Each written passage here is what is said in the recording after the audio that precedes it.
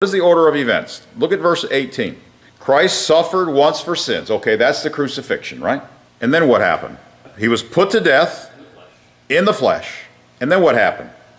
He was made alive by the Spirit. That's his resurrection, by whom also he went and preached. So they have him going to preach after his resurrection.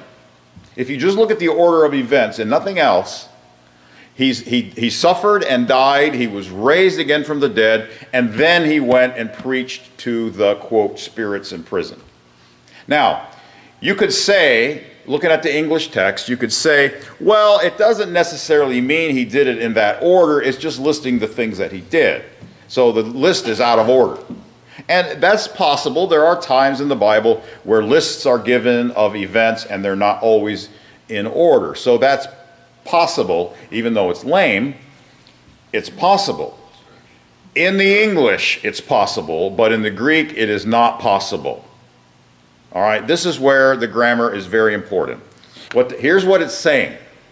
Having been put to death, and having been made alive, and having gone, he preached. Yes, he then preached.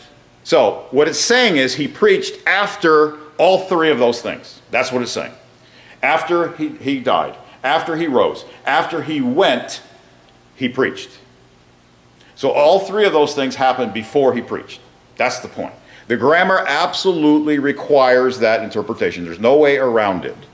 Which means him preaching to the spirits in prison was bodily, not as a ghost, because it's after he rose from the dead.